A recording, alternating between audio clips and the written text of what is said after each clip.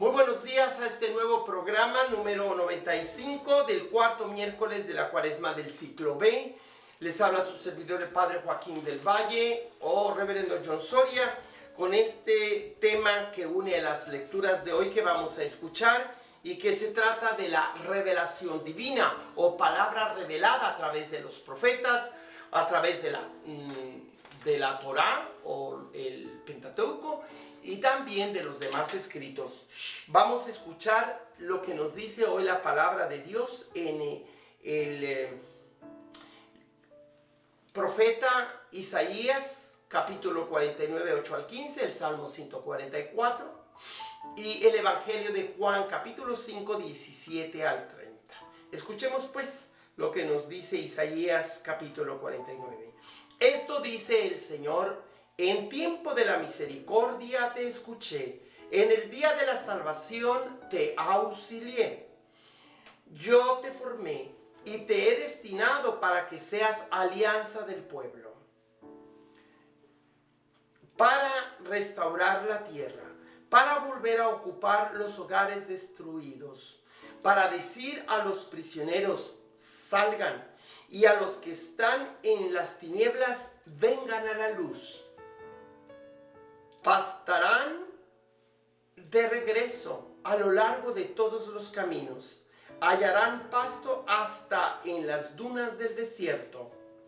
No sufrirán hambre ni sed, ni los afligirá el sol ni el calor, porque el que tiene piedad de ellos los conducirá a los manantiales. Convertiré en caminos todas las montañas y pondrán terapín a mis calzadas.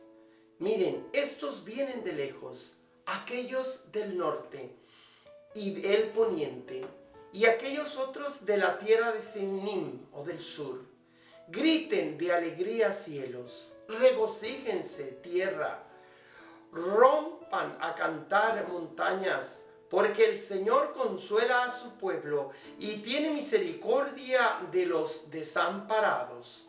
Sión había dicho: el Señor me ha abandonado, el Señor me tiene en el olvido. ¿Puede acaso una madre olvidarse de su criatura hasta dejar de enternecerse por el hijo de sus entrañas?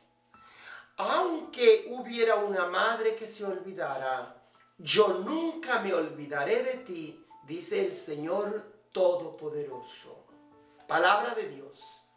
Demos respuesta a esta bella palabra de Dios con el Salmo 144. El Señor es compasivo y misericordioso, lento para enojarse y generoso para perdonar. Bueno es el Señor para con todos, y su amor se extiende a todas sus criaturas.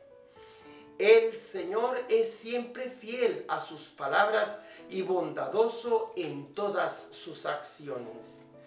Da su apoyo el Señor al que tropieza, y al abatido alivia. Siempre es justo el Señor en sus designios, y están llenas de amor todas sus obras. No está lejos de aquellos que lo buscan, muy cerca está el Señor de quien lo invoca. Ahora escuchemos el Evangelio de Juan, capítulo 5, del 17 al 30. En aquel tiempo, Jesús dijo a los judíos que lo perseguían por hacer curaciones en sábado: mi Padre trabaja siempre y yo también trabajo. Por eso los judíos buscaban con mayor empeño darle muerte, ya que no solo violaba el sábado, sino que llamaba Padre suyo a Dios, igualándose así con Dios. Entonces Jesús les habló en estos términos: yo les aseguro, el Hijo no puede hacer nada por su cuenta y solo hace lo que le ve hacer al Padre. Lo que hace el Padre también lo hace el Hijo. El Padre ama al Hijo y le manifiesta todo lo que hace.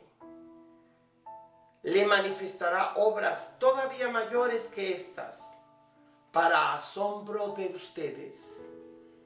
Así como el Padre resucita a los muertos y les da la vida, así también el Hijo da la vida a quien Él quiere dársela. El Padre no juzga a nadie, porque todo juicio se lo ha dado al Hijo, para que todos honren al Hijo como honran al Padre. El que no honra al Hijo, tampoco honra al Padre.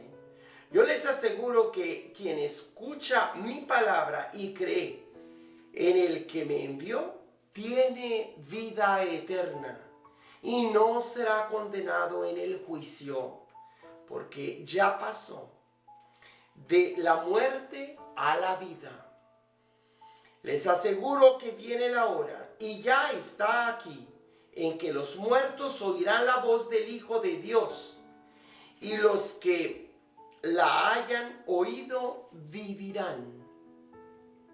Pues así como el Padre tiene la vida en sí mismo, también le ha dado al Hijo tener la vida en sí mismo.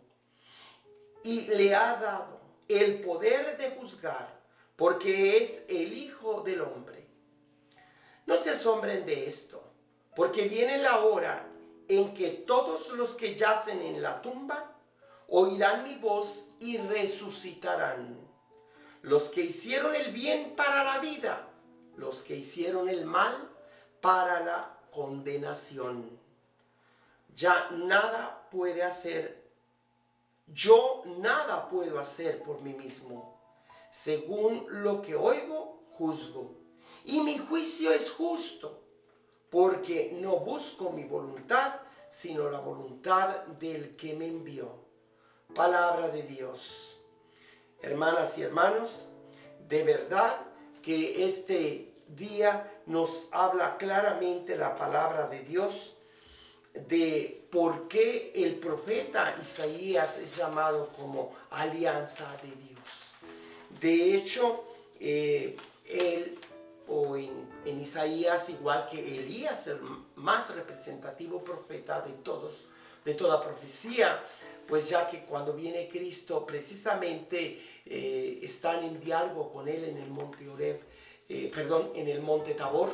Jesús a un lado tiene a Moisés, representante de la ley de Dios, y a Elías, representante de toda profecía, de todos los profetas. Yo he hablado de 7 alianzas distintas. Pues en primer lugar quiero recordarles cómo pues estas alianzas son algo que no puede uno ignorar, sino ubicarnos en los términos bíblicos para poder comprender el mensaje de toda Sagrada Escritura, con miras a comprender toda la palabra de Dios. No se le olvide que la palabra de Dios nos ha dado la Biblia. Si en la Biblia encontramos palabra de Dios, pero es primero la palabra de Dios la que nos dio la Biblia. La palabra de Dios es mucho más amplia que la palabra escrita, porque además de la palabra escrita de Dios está la palabra oral o profética, podríamos decir, porque se pasó de boca en boca, de padres a hijos a nietos, pero fueron los profetas, que precisamente eso significa la palabra profeta, oráculo del Señor o boca de Dios. Por eso, mucho antes de hablar de un libro sagrado llamado la Biblia, pues hablemos de esa palabra oral, que es mucho más amplia que solo la Biblia. En esos 73 libros, 46 del Antiguo Testamento y 27 del Nuevo, nosotros debemos reconocer que Dios nos habló a través, desde los primeros seres humanos, nuestros primeros padres, con esa primera alianza universal de redención o promesa del Redentor a Adán y a Eva en la cima del paraíso o jardín del Edén. Allí se nos habla de esa primera alianza, de la promesa del Redentor del mundo. La segunda alianza se llama alianza noética o de Noé, que es de protección para no volver a destruir la tierra por medio de otro diluvio. Y esa alianza se lleva a cabo de alguna manera donde descansa o quedó anclada el arca de Noé, que es el monte Ararat. Y la tercera alianza se llama alianza abrámica o de la fe de Abraham en el monte Moria, donde Dios en lugar de que Abraham sacrificara a su hijo, un cordero vino a ser sacrificado que sustituye a Isaac. No así en el Calvario, en la última y definitiva alianza que hablaré más adelante. Allí sí Dios permite que el hijo sea sacrificado, su propio hijo, porque con él se firmará, por así decir, se sellará con la preciosa sangre del Cordero sin mancha esa alianza final, eterna y definitiva. Enseguida hablaré de ella, pero esta tercera alianza es prefigura o es el prototipo de esa alianza séptima o final.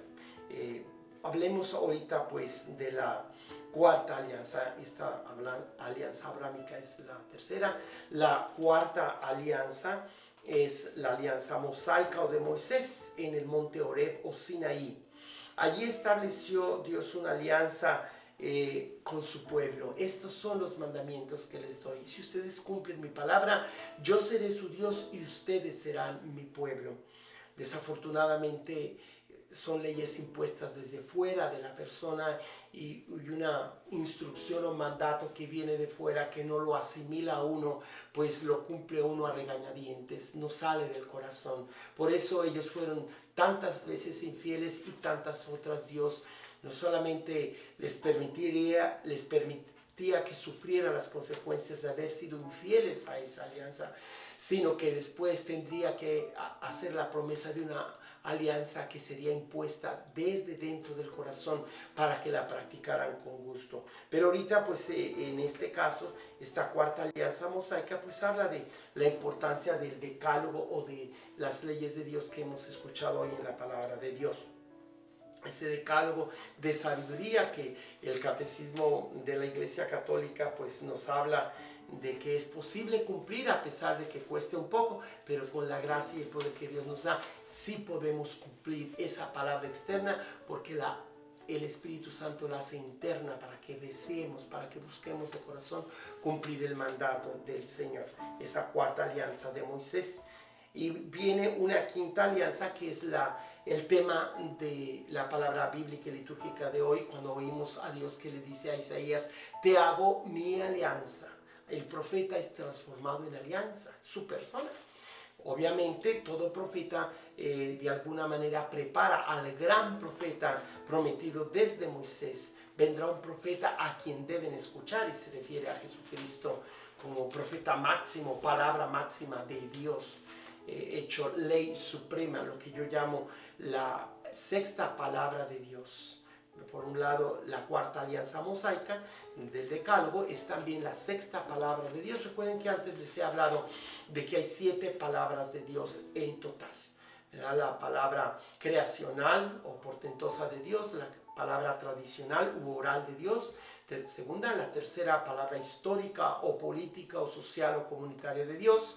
La cuarta es la palabra litúrgica de Dios o ritual, pública, que es una reunión de la asamblea que domingo a domingo para los cristianos o sábado tras sábado para los judíos y viernes tras viernes para los musulmanes nos reunimos como asamblea a escuchar la palabra litúrgica o pública de Dios. La quinta palabra es la Sagrada Escritura, palabra escrita de Dios, que para los hermanos mayores de la fe es la Tanaj, para los hermanos más jóvenes de la fe o los musulmanes que vinieron después del judaísmo y cristianismo es el Corán, y para nosotros los cristianos es la Sagrada Biblia. Y entonces allí estamos hablando de la quinta palabra de Dios o palabra escrita de Dios. Viene la sexta, que es el tema de hoy, precisamente la sexta palabra de Dios es la palabra canónica o normativa o ley suprema para el creyente, para poder vivir de una forma moral, responsable, nuestra fe. Y es pues la ley suprema para nosotros los creyentes. Lo que manda Dios está por encima de otra ley humana, y si es una verdadera ley, pues no tiene por qué haber contradicción entre ley humana y ley divina. Somos los humanos los que queremos inventar contradicciones que no deben existir, puesto que la palabra de Dios busca el orden de la vida humana, pero también su libertad, su plena vida. Por eso Jesucristo nos dice hoy que no vino, desde la semana pasada se nos dice que Él no vino a cancelar ninguna letra o coma de la ley, sino a darle plenitud. Y pues esta quinta alianza, que es la alianza profética, es representada por Elías en el Monte Carmelo, cuando defiende la existencia del verdadero y único Dios, que